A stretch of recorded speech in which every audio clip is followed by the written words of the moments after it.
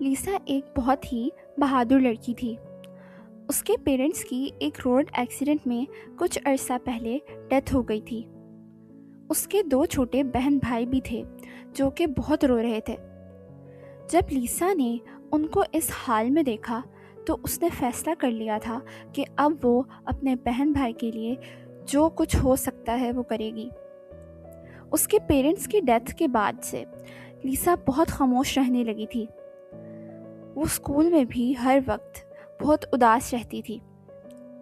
پھر اس کی best friend چایونگ جو کہ کچھ عرصہ پہلے امریکہ شفٹ ہو گئی تھی، اس نے جب لیسا کے پیرنٹس کی ڈیتھ کی نیوز سنی تو وہ فوراً امریکہ سے کوریا آ گئی۔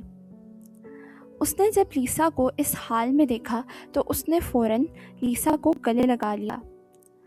چایونگ نے کہا، لیسا میں تمہارے لیے کچھ لے کر آئی ہوں۔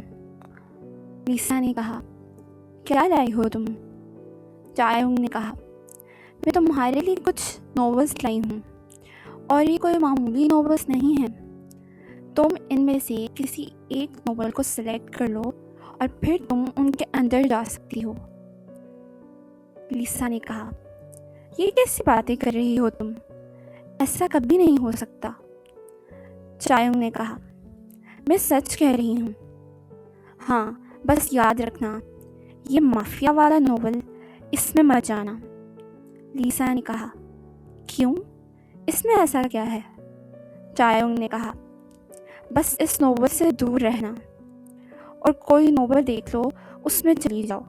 لیسا نے کہا، چایونگ تم اتنی دور سے آئی ہو، لگتا ہے تم تھک گئی ہو، تبھی اس طرح کی باتیں کر رہی ہو۔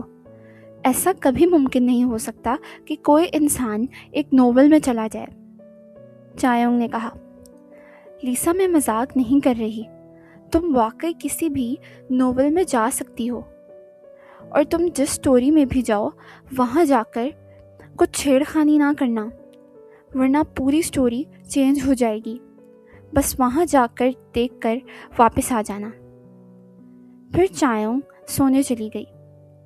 لیسا کی نظر ابھی بھی اس مافیا والے ناول پر ہی تھی۔ لیسا نے سوچا، ایسا کیا ہے اس ناول میں جو چایونگ یہ سب کہہ رہی تھی؟ اتنی دیر میں اس کے گھر کا دروازہ کھٹکا۔ دروازے پر ایک لڑکی تھی۔ اس نے لیسا سے کہا کہ تم یہاں سے کہیں دور چلی جاؤ۔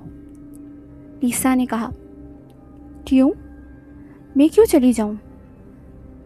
کیا ہوا ہے؟ اس لڑکی نے کہا، تمہارے پیرنٹس نے 3 مہینے سے گھر کا رینٹ نہیں دیا۔ جب تم گھر پر نہیں تھی تو کچھ لوگ آئے تھے، وہ کہہ رہے تھے کہ وہ دوبارہ آئیں گے، اور اگر تب بھی تم نے رینٹ نہ دیا تو وہ تم لوگوں کو گھر سے باہر نکال دیں گے۔ اتنے میں لیسا بہت پریشان ہو گئی۔ اسے سمجھ نہیں آ رہا تھا کہ وہ اتنے کم ٹائم میں اتنے زیادہ پیسے کیسے ارینج کرے۔ اتنے میں لیسا کی نظر پھر اس مافیا ناول پر پڑی۔ لیسا نے سوچا کہ مجھے اس بک کو کھول کر دیکھنا چاہیے کہ اس میں آخر ایسا کیا ہے جو چایونگ اس کے بارے میں اتنی باتیں کر رہی تھی کہ اس کو ہاتھ نہ لگانا۔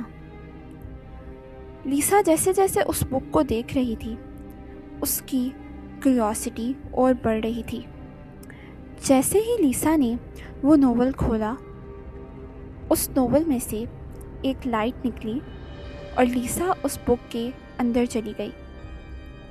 اتنی دیر میں چایونگ روم سے باہر آ رہی تھی، اور اس نے لیسا کو بک میں جاتے ہوئے دیکھ لیا۔ جب چایونگ نے دیکھا کہ وہ مافیا ناول کے اندر چلی گئی ہے تو چایونگ بہت زیادہ پریشان ہو گئی۔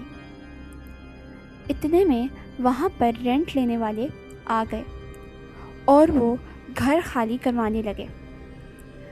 وہ لڑکا جو رینٹ لینے آیا تھا، جب اس کی نظر اس ناول مافیا ڈیسٹنی پر پڑی تو وہ اس ناول کو اپنے ساتھ لے کر جانے کی ضد کرنے لگا۔ چایونگ نے کہا، تم اس کو نہیں لے کے جا سکتے، یہ ناول میرا ہے۔ لیکن اس لڑکے نے ایک بات نہیں سنی۔ چایونگ نے اس کو روکنے کی بہت کوشش کی، لیکن وہ ان کو گھر سے نکالے بغیر بس اس بک کو اپنے ساتھ لے کر چلے گئے۔ اب چایونگ اور پریشان ہو گئی کہ اب کیا ہوگا۔ لیسا تو اسی نوول کے اندر ہے۔